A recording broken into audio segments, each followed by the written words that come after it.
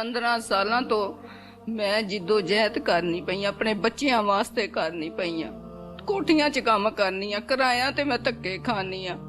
ਕੋਈ ਭੈਣ ਭਰਾ ਜਿਹੜਾ ਨਹੀਂ 1 ਰੁਪਏ ਦਾ ਆਸਰਾ ਨਹੀਂ ਕਰਾਂਦਾ। ਕਦੀ ਕਿਸੇ ਨੇ ਪੁੱਛਿਆ ਹੀ ਨਹੀਂ ਸਾਨੂੰ ਕਿ ਮਰ ਗਈਆਂ ਨੇ, ਜਿਉਂਦੀਆਂ ਨੇ, ਭੁੱਖੀਆਂ ਨੇ, ਕਿੱਥੇ ਨਹੀਂ ਹੈਗੀਆਂ। ਅਸੀਂ ਕਿਰਾਇਆ ਤੇ ਧੱਕੇ ਖਾ ਖਾ ਕੇ ਇੱਥੋਂ ਲਿਆਂਦੇ। ਇੱਕ ਬੇਟੀ ਨੂੰ ਤੋੜ ਦਿੱਤਾ, ਦੂਸਰੀ ਬੇਟੀ ਦਾ ਮੈਂ ਫਰਜ਼ ਅਦਾ ਕਰਨਾ ਚਾਹਨੀ ਆ।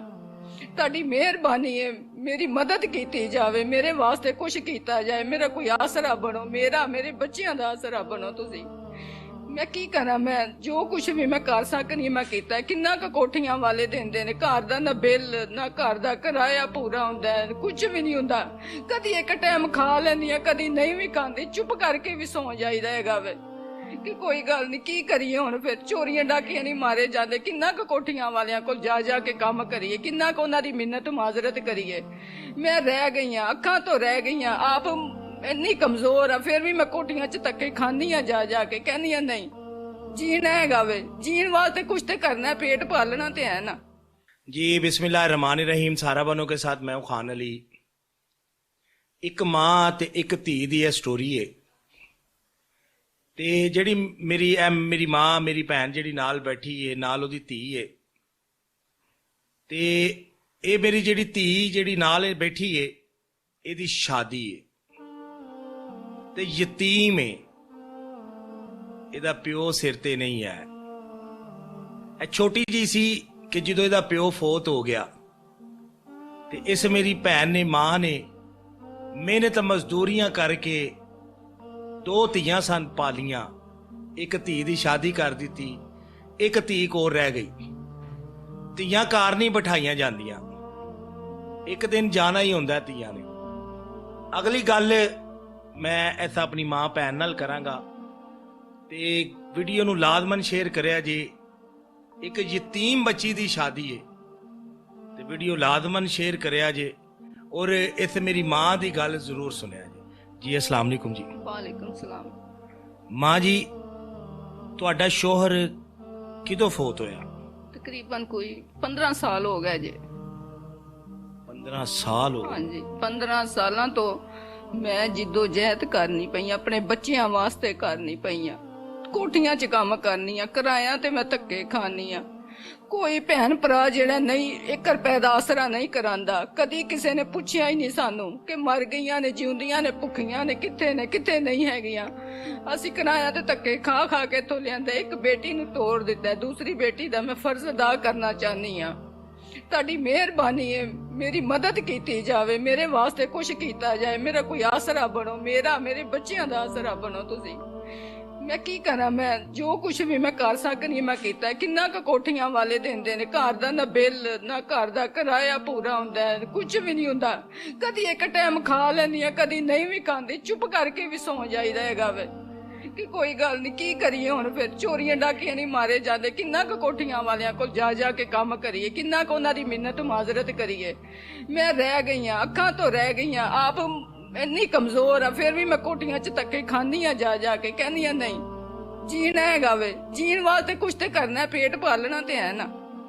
ਤੇ ਕੀ ਕਰਨਾ ਸਰ ਜੀ, ਹੁਣ ਤੁਸੀਂ ਦੱਸੋ। ਮੇਰਾ ਤੁਹਾਡੀ ਮਿਹਰਬਾਨੀ, ਤੁਹਾਡੇ ਅੱਗੇ ਰਿਕਵੈਸਟ ਹੈ ਮੇਰੀ ਕਿ ਮੇਰੇ ਵਾਸਤੇ ਕੁਝ ਕੀਤਾ ਜਾਵੇ। ਬਸ ਮੇਰੇ ਲਈ, ਮੇਰੇ ਬੱਚਿਆਂ ਲਈ ਬਸ ਕੁਝ ਕੀਤਾ ਜਾਏ ਜੇ। ਮੈਂ ਬੜੀ ਮਜਬੂਰ ਹਾਂ, ਬੜੇ ਮੈਂ ਧੱਕੇ ਖਾ ਕੇ ਇੱਥੋਂ ਤੱਕ ਪਹੁੰਚੀ ਹਾਂ। ਮੇਰਾ ਆਸਰਾ ਬਣੋ, ਮੇਰੇ ਵਾਸਤੇ ਕੁਝ ਕਰੋ। ਸੁਣਨ ਵਾਲਿਓ, ਤੁਹਾਡੇ ਕੋਲ ਵੀ ਕੁਝ ਮੇਰੇ ਵਾਸਤੇ ਹੁੰਦਾ ਤੇ ਮੇਰੇ ਲਈ ਕਰੋ ਕੁਝ ਨਾ ਕੁਝ। इंशाल्लाह ਬੜੀ ਮਜਬੂਰ ਹੈਗੀ। इंशाल्लाह इंशाल्लाह। ਇਹ ਮੇਰੀ ਮਾਂ ਹੈ। ਸਾਰੀ ਜ਼ਿੰਦਗੀ ਕੱਟੇ ਨੇ ਮੈਂ, ਜ਼ਿੰਦਗੀ 'ਚ ਬੜੇ ਦੁੱਖ ਕੱਟੇ ਨੇ ਮੈਂ ਕੀ ਕਰਾਂ। ਨਾ ਸਿਰ ਤੇ ਕੱਖਾਂ ਦੀ ਖੁੱਲੀ ਹੈ, ਨਾ ਕੁਛ ਹੈਗਾ, ਨਾ ਬੱਚਿਆਂ ਵਾਸਤੇ। ਮੈਂ ਕੀ ਕਰਾਂ, ਕਿੱਥੇ ਜਾਵਾਂ, ਕਿਤੇ ਬੂਹੇ ਤੇ ਜਾਵਾਂ, ਕਿਹਨੂੰ ਕਵਾਂ ਜਾ ਕੇ। ਕੋਈ ਦਿੰਦਾ ਹੀ ਨਹੀਂ ਅੱਜ ਕੱਲ ਕੌਣ ਦਿੰਦਾ। इंशाल्लाह ਇਹ ਮੇਰੀ ਮਾਂ ਹੈ।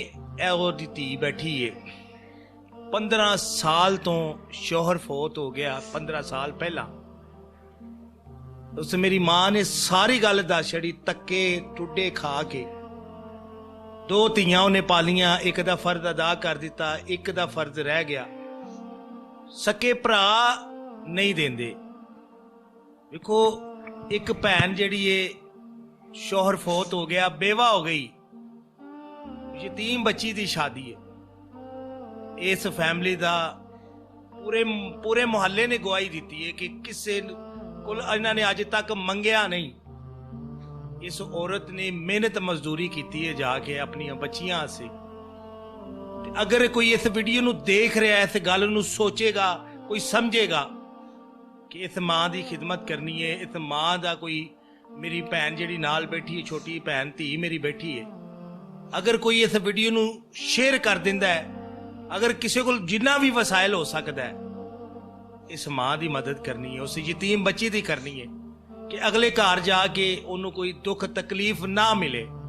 ਸਾਰੀ ਜ਼ਿੰਦਗੀ ਦੁੱਖ ਤਕਲੀਫਾਂ ਕੱਟੀਆਂ ਨੇ ਮਾਂ ਦੇ ਨਾਲ, ਰੁੱਖੀ ਮਿਲੀ ਰੁੱਖੀ ਖਾ ਲਈ, ਸੁੱਕੀ ਮਿਲੀ ਸੁੱਕੀ ਖਾ ਲਈ, ਕਿਸੇ ਅੱਗੇ ਤਲੀ ਨਹੀਂ ਕੀਤੀ।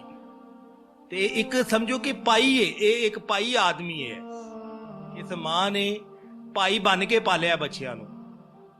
ਜਿਹੜਾ ਯਤੀਮ ਹੈ ਨਾ, ਪਤਾ ਉਹਨੂੰ ਹੀ ਹੈ ਕਿੰਨੀ ਕੁ ਦੁਖੀ ਮਾਂ ਹੈ ਮੇਰੀ। ਤੇ ਵੀਡੀਓ ਵੇਖਣ ਵਾਲੇ ਅਗਰ ਇਹਨਾਂ ਦੀ ਕੋਈ ਮਦਦ ਕਰ ਸਕਦਾ ਤਾਂ ਜ਼ਰੂਰ ਕਰਿਆ ਜੇ। ਤੇ ਮਾਂ ਜੀ, ਇਹ ਕਿਦੋਂ ਸ਼ਾਦੀ ਹੈ? ਇਹ ਮੇਰੀ ਭੈਣ ਮਹੀਨੇ ਦੀ 12 ਤਰੀਕ ਤੇ ਸ਼ਾਦੀ, ਇਹ ਦਿਨ ਕੋਨੀ ਪਿੱਛੇ ਰਹਿ ਗਏ। ਅਗਲਾ ਮਹੀਨਾ, ਇਹ ਮਤਲਬ 9ਵੇਂ ਮਹੀਨੇ ਦੀ 9ਵੇਂ ਮਹੀਨੇ ਦੀ 12 ਤਰੀਕ 12 ਤਰੀਕ ਨੂੰ ਸ਼ਾਦੀ ਹੈ। ਸ਼ਾਦੀ ਹੈ ਜੀ। ਹਾਂਜੀ, ਚਲੋ ਜੀ, ਜੋ ਸਾਡੇ ਕੋਲ ਹੋ ਸਕਿਆ ਜਹੇਜ਼ ਦੇ ਸਮਾਨ ਆਸੇ ਅਸੀਂ ਤੁਹਾਡੇ ਕੋਲ ਪਹੁੰਚਾਵਾਂਗੇ, ਤੁਹਾਨੂੰ ਪੈਸੇ ਪਹੁੰਚਾਵਾਂਗੇ। ਅੱਲਾ ਤੁਹਾਨੂੰ ਖੁਸ਼ ਰੱਖੇ, ਅੱਲਾ ਤੁਹਾਨੂੰ ਬਹੁਤ ਦਵੇ, ਸੁਣਨ ਵਾਲਿਆਂ ਨੂੰ ਵੀ ਅੱਲਾ ਮੀਆਂ ਬਹੁਤ ਦਵੇ, ਦੁੱਖ ਦੇ ਵਿੱਚ ਸਾਥ ਦੇਣ ਵਾਲਿਆਂ ਨੂੰ ਵੀ ਅੱਲਾ ਬਹੁਤ ਦਵੇ। ਮੈਂ ਦੁਆ ਕਰ ਸਕਨੀ ਹਾਂ ਤੁਹਾਡੇ ਵਾਸਤੇ, ਹੋਰ ਮੇਰੇ ਕੋਲ ਕੁਝ ਨਹੀਂ ਜਾਏਗਾ। ਆਮੀਨ ਜੀ, ਆਮੀਨ। ਮੇਰੀ ਮਾਂ ਨੇ ਬੜੀ ਸੋਹਣੀ ਗੱਲ ਕੀਤੀ ਹੈ ਕਿ ਦੁੱਖ ਦੇ ਵਿੱਚ ਅਗਰ ਕੋਈ ਨਾਲ ਖਲੋਈ ਹੋਵੇ ਨਾ, ਤੇ ਮੈਂ ਕਹਿੰਦਾ ਕਿ ਬੜੀ ਵੱਡੀ ਨੇਕੀ ਹੈ, ਬੜੀ ਵੱਡੀ ਇਨਸਾਨੀਅਤ ਹੈ। ਤੇ 9ਵੇਂ ਮਹੀਨੇ ਦੀ 12 ਤਰੀਕ ਨੂੰ ਉਸ ਮੇਰੀ ਧੀ ਦੀ ਸ਼ਾਦੀ ਹੈ। ਤੇ ਜ਼ਰੂਰ ਮਦਦ ਕਰਨੀ ਹੈ। ਅੱਲਾ ਸੋਨੇ ਨੂੰ ਰਾਜ਼ੀ ਕਰਨਾ ਸੀ, ਸੋਨੇ ਰੱਬ ਨੂੰ ਰਾਜ਼ੀ ਕਰਨਾ ਸੀ। ਤੇ ਇੱਕ ਯਤੀਮ ਬੱਚੀ ਦੇ ਨਾਲ ਖਲੋਣਾ ਹੈ। ਉਹ ਕਿਹੜਾ ਸ਼ਖਸ ਹੈ ਜਿਹੜਾ ਇਸ ਯਤੀਮ ਬੱਚੀ ਨਾਲ ਖਲੋਈਏਗਾ? ਤੇ ਵੀਡੀਓ ਨੂੰ ਲਾਜ਼ਮਨ ਸ਼ੇਅਰ ਕਰਿਆ ਜੇ। ਪਾਕਿਸਤਾਨ